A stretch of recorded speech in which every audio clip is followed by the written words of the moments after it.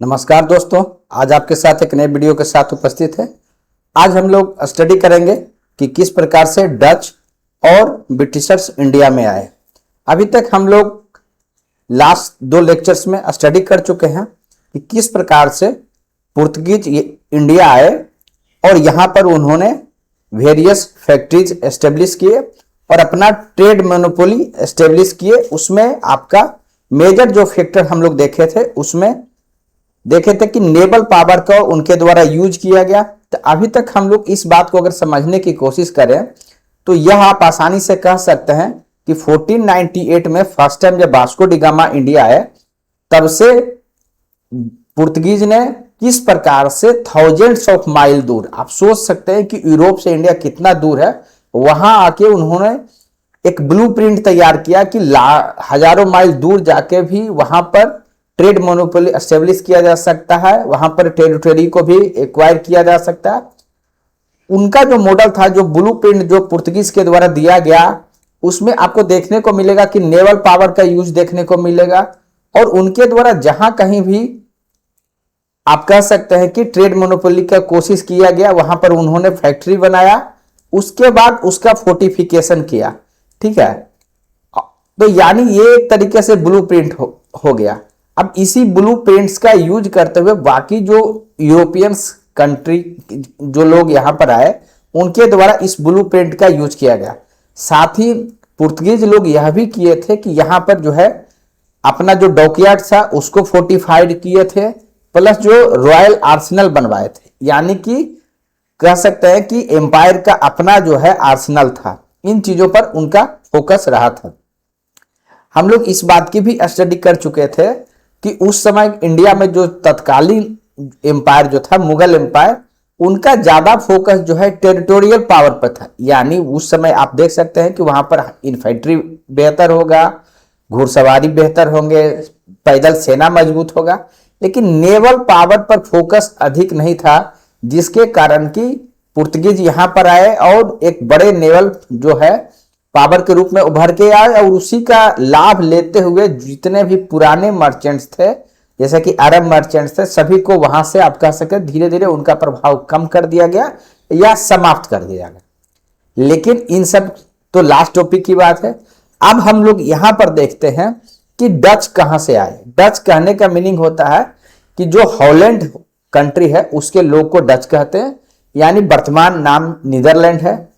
अब देखिए, जब 1498 में वास्को डी गामा यहां पर आए, पुर्तगाल का जो शासन है उसका नींव रखे, तो वहां से एक लंबे कह सकते हैं एक लॉन्ग समय तक किसी कोई भी यूरोपियन शक्ति यहां नहीं आई।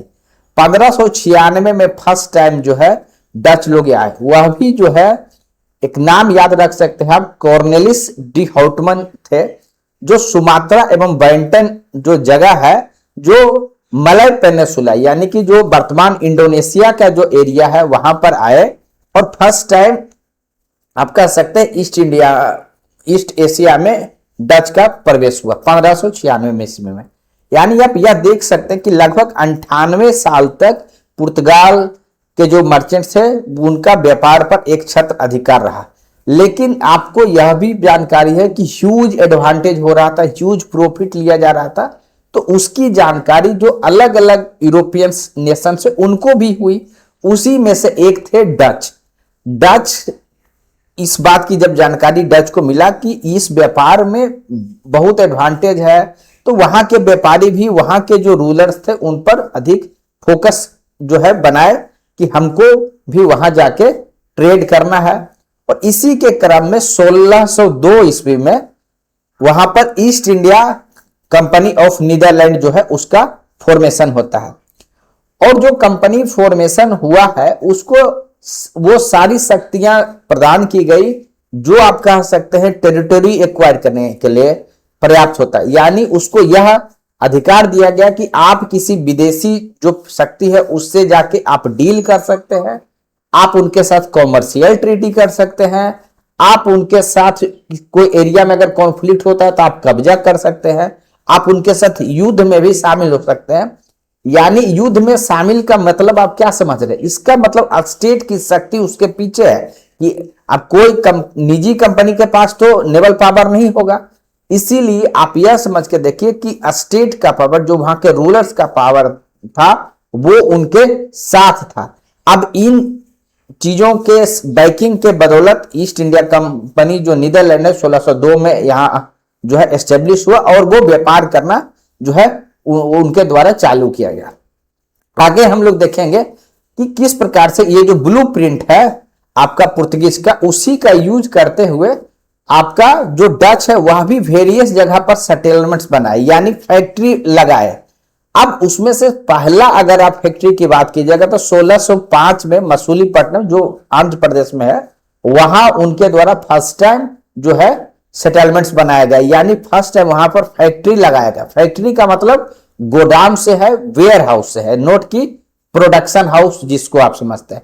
इस सिर्फ यहां तक जो है सेटलमेंट्स नहीं रुका, इंडिया के जो अलग अलग हिस्से हैं, स्पेशली आपको पता है कि जितना भी कोस्टल एरियाज होगा वहीं से इंपोर्ट एक्सपोर्ट शिप का आसान रहता है, इसलिए ईस्ट कोस्ट और वेस्ट कोस्ट में अलग अलग जगह पर जो है सेटलमेंट्स बनाया गया। ऑल्दो इनका जो डच का मेजोरिटी फोकस कोरोमंडल कोस्ट पर था, जो तमिलनाडु वाला जो रीजन होता है, आपको पता है कि केरला साइड का जो है मालाबार कोस्ट है, और जो तमिलनाडु साइड का है इसे कोरोमंडल कोस्ट कहता है, आपको पता है। तो फोकस यहां पर था, लेकिन अन्य जगह भी जो है फैक्ट्री लगाए गए। उसमें से आप जो है कुछ नाम ध्यान रख सकते हैं, जैसे कि नागपट्टनम है, पुलिकट है, ठीक है, सूरत है, ठीक है, उसके बाद कराईकाल है, पटना है, नागपट्टनम है, कोचीन है। तो अलग अलग ईस्वी में वो उनके द्वारा जो है सेटलमेंट्स लगाए गए।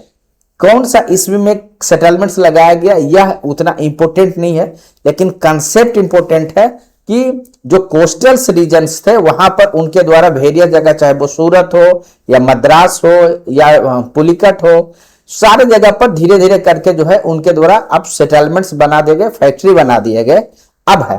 तो ये चीज अभी तक हम लोग देख चुके, और ये जो पुर्तगाल का जो ब्लूप्रिंट दिया हुआ था उसी के फुट स्टेप पर आप कह सकते हैं कि ये भी चल रहे थे, उसी स्ट्रेटजी को ये लोग भी अपना रहे थे। लेकिन आपको एक चीज और समझना होगा कि डच जब इंडिया आए थे तो उनका दो पर्पस था।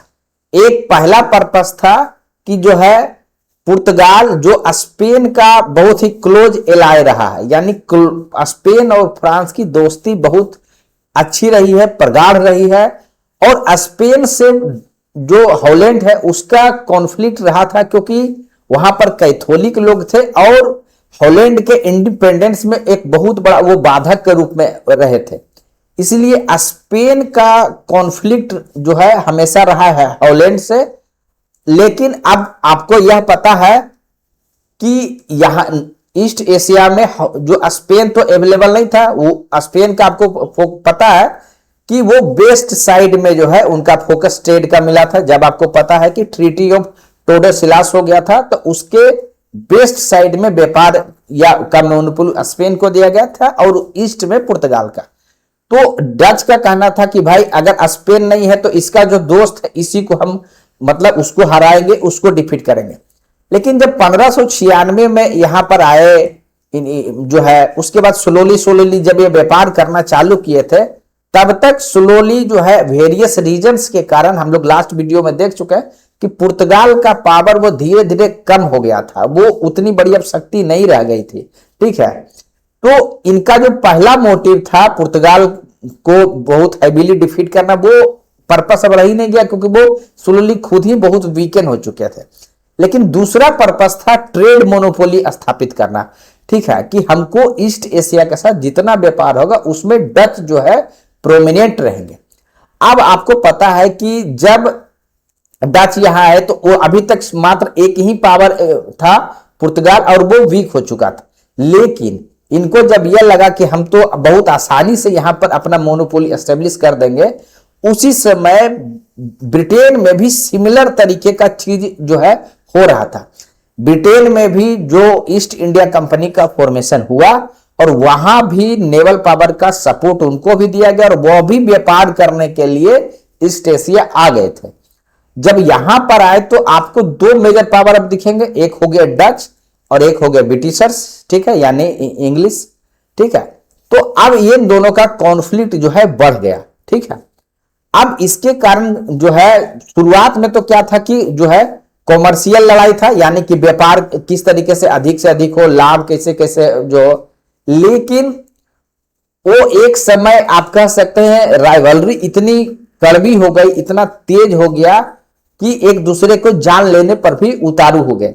और इसी का एक फेमस एग्जांपल्स आपको देखने को मिलेगा एम्बुआना मैसेकर, जो 1623 ईस्वी में, एम्बुआना एक जगह है जो आपका इंडोनेशिया में है। यहां पर जो है आपका 10 जो ब्रिटिशर्स है, इंग्लिश मैन है, उनको मार दिया जाता है। इसको फेमस जो है हिस्टोरिकल इवेंट है, इसको एम्बुआना मैसेकर के नाम से जानते हैं 1623 ईस्वी में।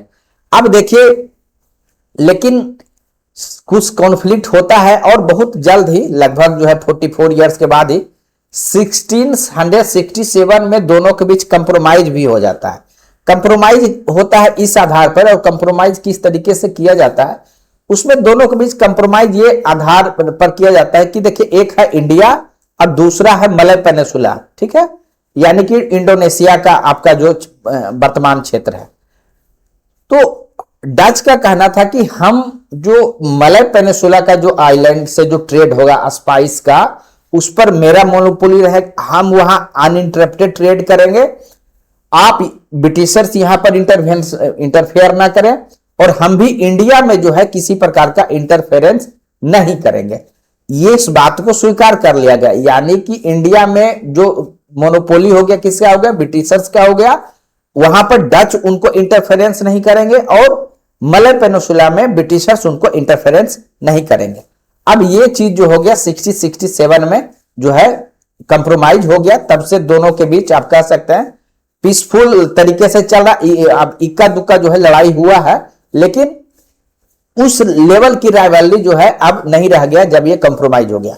यानी 67 तक आपको यह समझ में आएगा कि पुर्तगीज भी अब जो है ऑलमोस्ट यहां से इंडिया से कह सकते हैं उनका जो पावर है कोलैप्स हो गया है, और डच के साथ भी कंप्रोमाइज हो गया। यानी स्लोली आपको फील हो रहा है कि ब्रिटिशर्स का पावर या कद जो है इंडिया के रेस्पेक्ट में जो है बढ़ रहा है। हॉलैंड अभी भी बड़ी शक्ति थी, लेकिन वो मलय पेनिसुला के लिए, और यह जो ट्रीटी था उस समय डच के द्वारा यह सोच के किया गया कि यह जो है लॉन्ग समय में अधिक फायदेमंद रहेगा, लेकिन इतिहासकार इसे डच का एक स्ट्रेटेजिक जो है मिस्टेक मानते हैं। उनका यह मानना था कि जो स्पाइस, देखिए जो व्यापार कैसे होता था, आप सपोज करके देखिए ये मलय पेनिसुला है और यहां पर इंडिया है, ठीक है। अब जो डच किस तरीके से व्यापार करते थे, डच का अगर हॉलैंड से या यूरोप से कोई ऐसा मटेरियल लेकर नहीं लेके जाते थे जो इंडोनेशिया के रूलर्स को चाहिए या वहां की जनता को चाहिए, ये किस तरीके से व्यापार करते थे कि इंडिया से वो वेरियस चीज लेके जाते थे। उसमें आपको सिल्क है, कॉटन है, इंडिगो है, राइस है, ओपियम है, इस तरीके का चीज जो है वेरियस जगह से वो लेके जाते थे और ये यहां पर सेल करते थे। यानी इंडियन जो गुड्स है, सपोज किया जाए कि आपको सिल्क की बात कीजिएगा तो आपको बंगाल में मिल जाएगा, गुजरात में मिल जाएगा, कोरोमंडल में मिल जाएगा। उसी तरीके से गंगा वैली में आपको ओपियम, राइस मिल जाएगा, ठीक है। उसी तरीके से इंडिगो भी आपको यमुना वैली में प्लस गंगा वैली के क्षेत्र में मिल जाएगा। तो ये सारे चीज यहां से वो लेके जाते थे इंडोनेशिया और वहां पर उसको सेल करते थे, और वहां उससे बदले में जो है वहां से स्पाइस यानी मसाला वहां रिसीव करते थे। स्पेशली जो है मोनोपोली इनका ब्लैक पेपर में था, ठीक है। और इसके कारण जो है यहां से लेके फिर वो यूरोप जाते थे। यानी इंडियन जो गुड्स था उसका आप इंपोर्टेंस समझ सकते हैं कि बिना इंडियन गुड्स का वो व्यापार किए हुए उनका स्पाइस ट्रेड सस्टेन नहीं कर सकता था। क्यों? क्योंकि यूरोप से ऐसा कोई मटेरियल वो नहीं ला सकते थे जो इंडोनेशिया को जरूरत था। तो ये चीजें हम लोग अभी देखे 67 में जो है किस तरीके से कंप्रोमाइज हुआ है। कुछ माइनर स्तर पे जो है कॉन्फ्लिक्ट जो है जारी रहा, और उसी का एक थर्ड एंग्लो डच वार होता है जो 1672 में डच क्या करते हैं कि बे ऑफ बंगाल में 3 जो शिप है उसको वो किडनैप कर लेते हैं या उस पर कंट्रोल कर लेते हैं, कब्जा कर लेते हैं। तो बदले में जो है आपका ब्रिटिशर्स भी जो है रिटेलिएट करते हैं, और ऑल्दो वो बहुत राइवलरी का स्केल अब कम हो गया था, लेकिन वो वार चला और फाइनली जो है बेटल ऑफ हुगली जो जो आप कह सकते थोड़ा सा भी पावर जो है वो बचा हुआ अगर वो था, तो बेटल ऑफ हुगली जो 1759 में हुआ वहां पर जो है हरा दिया गया कंप्लीटली। और डच जो है आप वहां से कह सकते हैं उनका पावर ऑलमोस्ट समाप्त हो गया इंडिया में, और उनका जो सारा फोकस जो है वो मलय पेनिनसुला यानी इंडोनेशिया से जो स्पाइस ट्रेड होता था उस पर हो गया।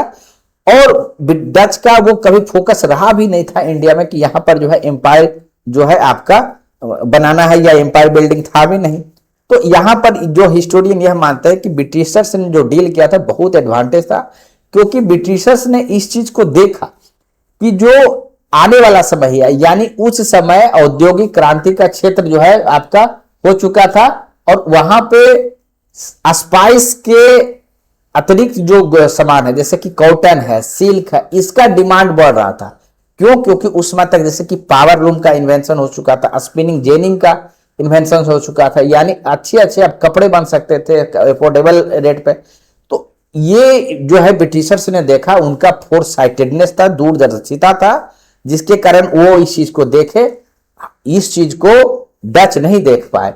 साथ ही इंडिया जो है एक बड़ा टेरिटोरी था, वह भी था, प्लस जो गुड्स अभी रिक्वायर्ड होने वाला था उसका मेजर प्रोडक्शन सेंटर इंडिया था। तो ये आपको एक मेजर चीज देखने को मिलेगा ब्रिटिशर्स के केस में। ठीक है, अब हम लोग अभी तक जो पढ़े वो तो डच के बारे में पढ़े। अब हम लोग देखते हैं कि ब्रिटिशर्स किस प्रकार से आए। हम बताए कि जब वास्को डी गामा यहां पर आ गए, उनके जो प्रॉफिट्स थे उसके बारे में यूरोपियन पावर्स जो है उनको जब जानकारी मिला, तो वहां के मर्चेंट्स जो है वो भी यूनाइट हुए और वो भी कोशिश किए कि हम भी इंडिया के साथ या ईस्ट एशिया के साथ जाके ट्रेड करें। तो यह इससे इंग्लैंड भी अछूता नहीं रहा।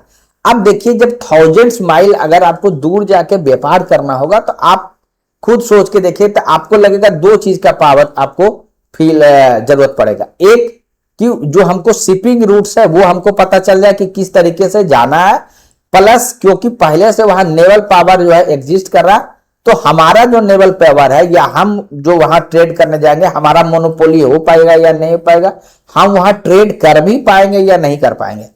अब इस दोनों चीज का एडवांटेज आपको इंग्लैंड को अलग अलग घटना से मिलता है। देखिए, फ्रांसिस ड्रेक जो एक इंग्लिशमैन थे, उन्होंने पूरे दुनिया का जो है वॉयज किया, यानी पूरे दुनिया का जो है आपका भ्रमण किया। तो ये जो शिपिंग रूट का कंसेप्ट था वो तो क्लियर हो गया, रूट्स जो है सबको पता हो गए थे। 100 साल पहले वास्को डी गामा आए, रूट्स पता हो गया था। अब फ्रांसिस जो ड्रेक है वो तो पूरे दुनिया का ही चक्कर लगा लिए, तो ये फर्स्ट हो गया। यानी कि शिपिंग रूट से संबंधित जो जानकारी है वो उसमें अब इंग्लिशमैन को कहीं दिक्कत नहीं है, कोई परेशानी नहीं है।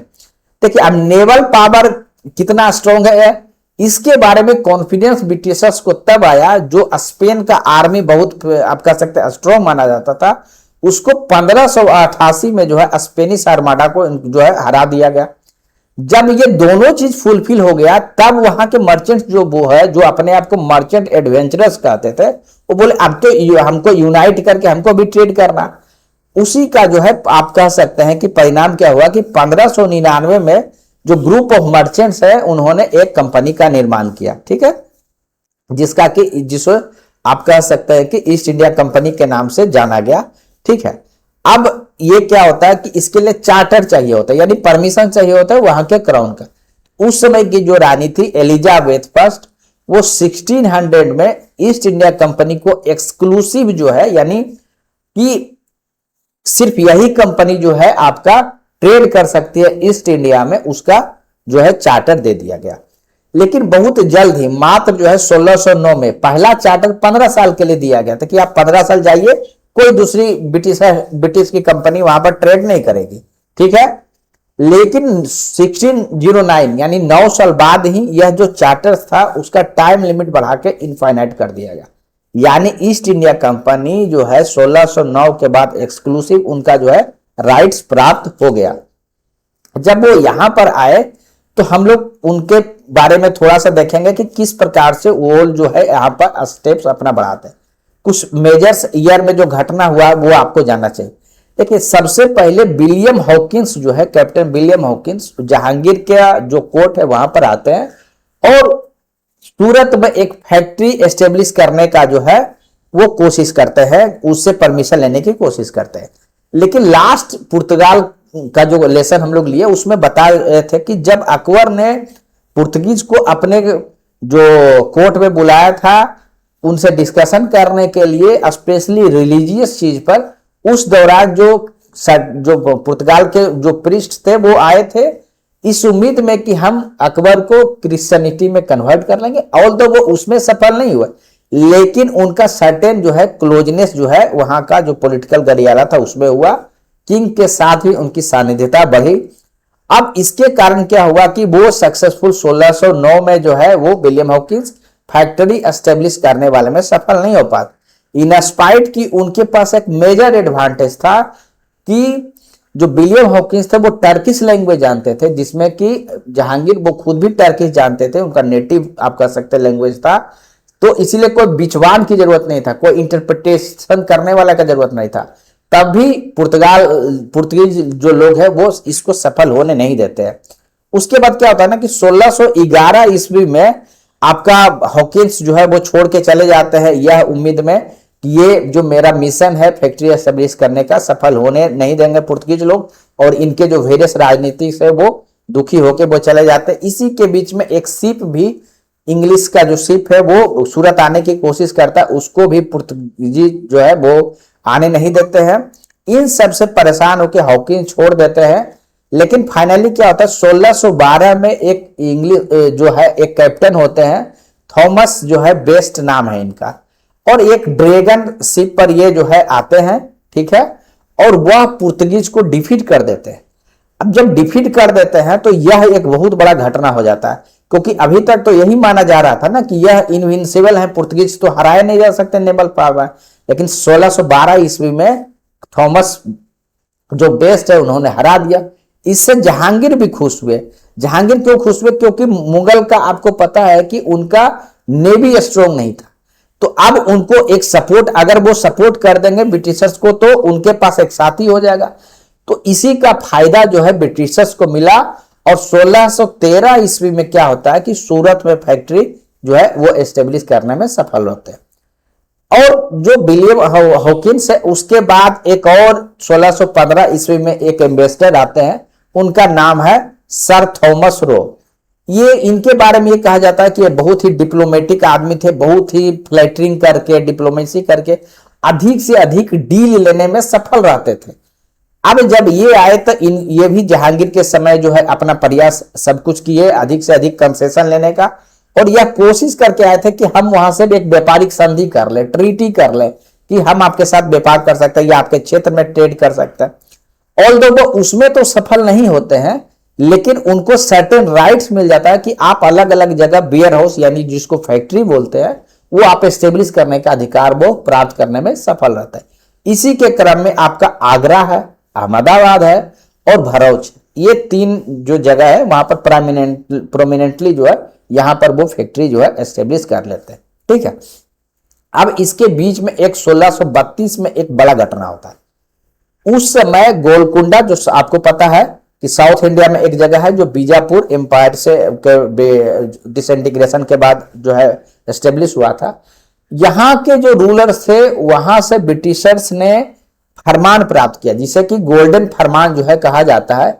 यहां पर ब्रिटिशर्स इस बात में सफल रहे वहां से राजा को कन्विंस करने में कि आपको एक ही बार में जो इंपोर्ट एक्सपोर्ट या कस्टम ड्यूटी बार बार जो लगता है वो नहीं लग के एक सर्टेन जो 500 पगोड़ा आपको हम, जो उस समय की करेंसी थी वहां का, वो हम एक बार पे कर देंगे और वहां का जो पोर्ट है उससे हम इंपोर्ट एक्सपोर्ट करते रहेंगे, ठीक है।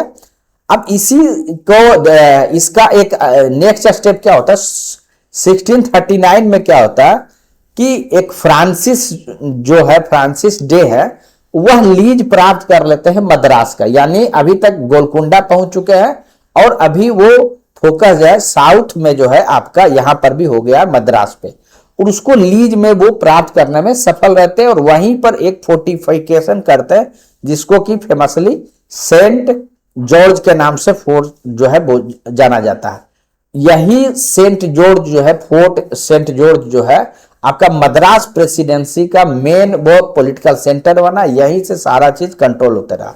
तो अभी तक हम लोग अगर समझने की कोशिश करें 1639 तक क्या हो चुका है, देखिए मात्र 1600 वो में कंपनी एस्टेब्लिश हुई, 1600 फर्स्ट टाइम 13 में वो अब सक्सेसफुल सूरत में करते हैं।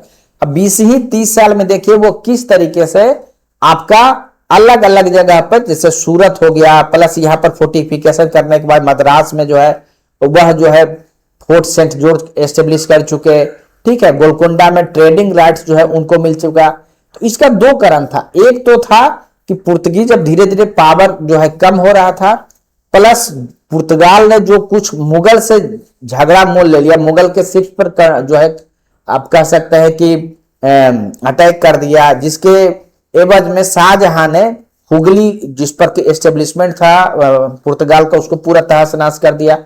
यानी पुर्तगाल आप समझिए कि नीचे जा रहा है, और अपने डिप्लोमेटिक स्किल के कारण प्लस जो है फ्लैटरिंग के कारण ब्रिटिशर्स धीरे धीरे यहाँ के जो लोकल रूलर्स थे उन पर अपना प्रभाव जमाते जा रहे थे। उनसे डिप्लोमेसी से वो डायरेक्ट कॉन्फ्लिक्ट नहीं कर रहे, दोनों का देखिए तरीके में डिफरेंस हो रहा है। यहाँ देखिए बहुत सटल तरीके से कंट्रोल पर जा रहा है, इकोनॉमिक राइट्स प्राप्त करने पर अधिक फोकस है, ठीक है। तो यानी अभी सारा फोकस ब्रिटिशर्स ने कभी भी अपना जो इकोनॉमिक माइट है उसको लूज नहीं किया, यानी कि व्यापार में कभी घाटा नहीं। जबकि अगर आप देखिएगा डच या पुर्तगीज का वो युद्ध के कारण क्या होता था कि कॉमर्शियल इंटरेस्ट बहुत बार वो जो है लूज करते थे। तो ये सारा एडवांटेज जो है आपको इंग्लिश मैन को मिला।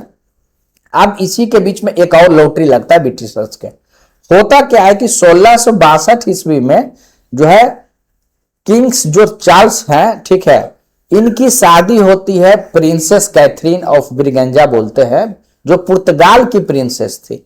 यानी कि जब इनका जो ब्रिटिश आप कह सकते हैं जो किंग थे चार्ल्स सेकंड, इनकी शादी होती है पुर्तगाल के जो प्रिंसेस थे, कैथरीन नाम था, प्रिंसेस कैथरीन ऑफ ब्रिगेंजा।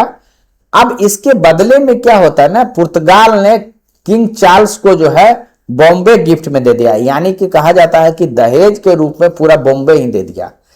अब देखिए, अब यहां पर देखिए ईस्ट इंडिया कंपनी का किस तरीके से भाग्य खुला, क्योंकि जो क्राउन थे वो तो बहुत हजारों माइल दूर से, तो उनको यह लगा कि यहां से कंट्रोल करना मुश्किल होगा, अलग तरीके से गवर्नेंस वहां करना होगा, अलग तरीके से पॉलिटिकल सिस्टम डेवलप करना पड़ेगा। तो उनको लगा कि ईस्ट इंडिया कंपनी तो वहां है ही, हम उनको दे देते हैं और बदले में अमाउंट ले लेते हैं, और जो है उससे ईस्ट इंडिया कंपनी वहां जो यूज करने का है करेगा। अब ईस्ट इंडिया कंपनी का देखिए भाग्य क्या खुला कि मात्र 10 पाउंड, सोच के देख सकते हैं, इतने में आपका मुंबई जो आज के देश का इंडिया का इकोनॉमिकल कैपिटल के रूप में जाना जाता, मात्र 10 पाउंड, वह भी साल भर में के एवज में किंग चार्ल्स सेकंड ने इसको ईस्ट इंडिया कंपनी को दे दिया। अब ये 1668 में हुआ, 1662 में शादी होती है और 1668 में यानी मात्र 6 साल बाद जो है उनको ये फायदा हो जाता है, ठीक है। अब आप यहां पर समझ सकते हैं कि अब इनका कब्जा कहां तक चल गया। अभी तक हम लोग अगर इंडिया में देखें तो सूरत से चालू हुआ, साउथ में जो है मद्रास आपका कंट्रोल में हो गया, आपका यहाँ जो फेमस आपका बॉम्बे है वह हो गया। तो अब आपको यह देखने को मिल रहा है कि किस प्रकार से साउथ इंडिया और वेस्ट में जो है ब्रिटिशर्स अभी तक अपना प्रभाव जमा चुके थे। स्पेशली अभी हम पॉलिटिकल पावर की बात नहीं कर रहे, economic rights plus trade right अधिक से अधिक जगह आसानी से वो ट्रेड कर रहे हैं, और वही जो इकोनॉमिक पावर जो आपका समय के साथ उनको मिलते जाएगा वह भविष्य में वह नींव रखेगा एम्पायर बिल्डिंग का। तो अभी हम लोग धीरे धीरे करके देख रहे हैं। अब इसके बाद उनका एक मेजर फोकस फिर बंगाल में जाता है।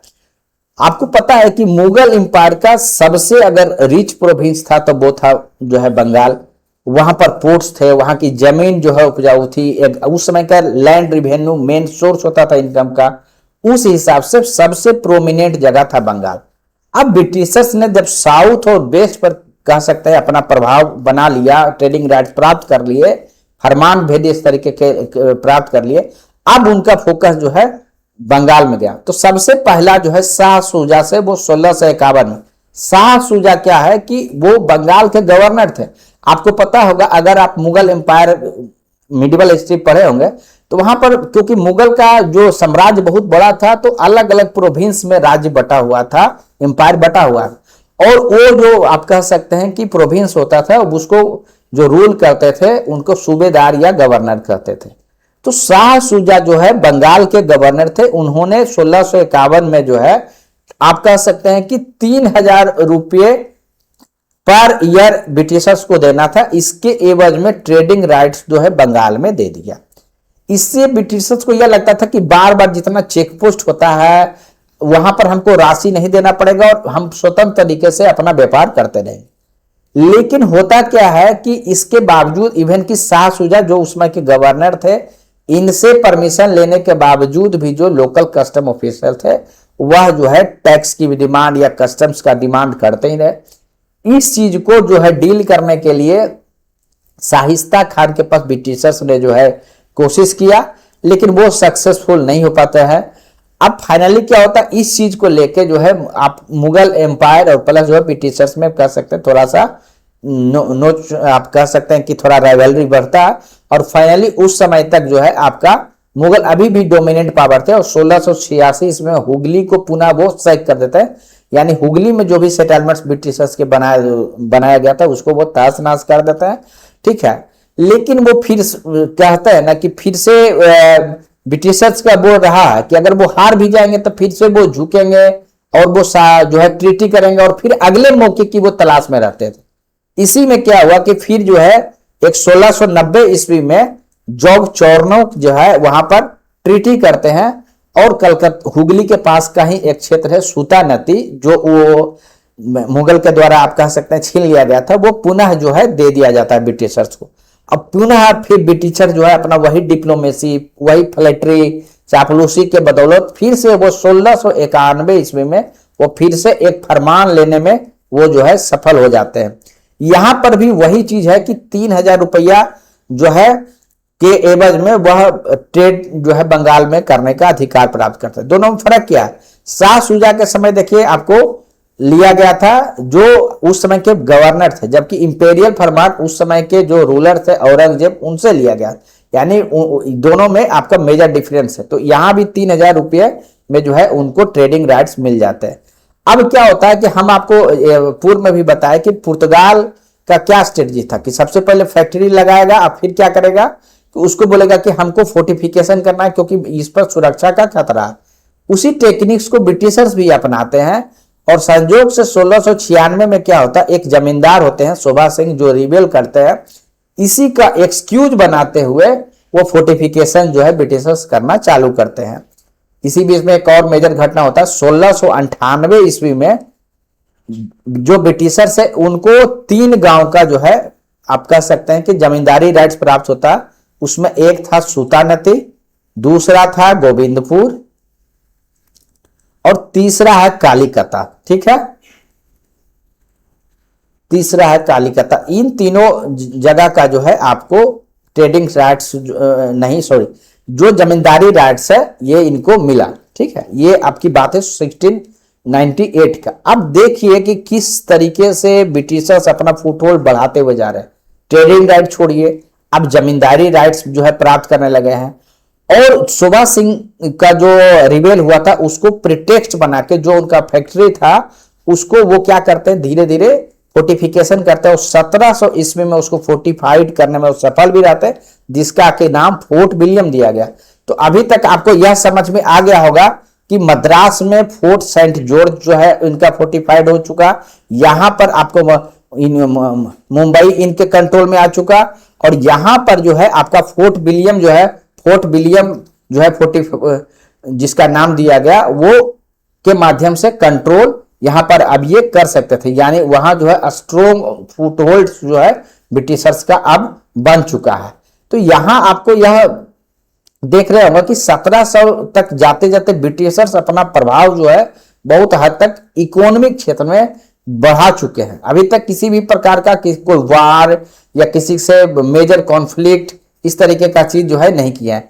लेकिन एक मेजर इतिहास में बदलने वाली जो घटना होती है वो है 1717 में जो है एक फर्रुखसियर जो रूलर्स थे उनसे वो फरमान प्राप्त करते हैं। वो फरमान में क्या होता है, एक इंग्लिश मैन होते हैं जॉन सरमन, जो मुगल एम्पायर होते हैं फारूक सियार, उससे वो 3 फरमान प्राप्त करते हैं। उस फरमान में पहला, जिसको कि मैग्ना कार्टा ऑफ कंपनी कहा जाता है, पहला क्या है, बंगाल में वह इंपोर्ट एक्सपोर्ट कर सकते हैं, उसका वो राइट्स प्राप्त करते हैं, इस आधार पे कि एनुअल जो 3000 की राशि होगी उतना पर करते हुए वह ट्रेड कर सकते हैं। तो मेजर आपका यहां पर देखने को मिलेगा।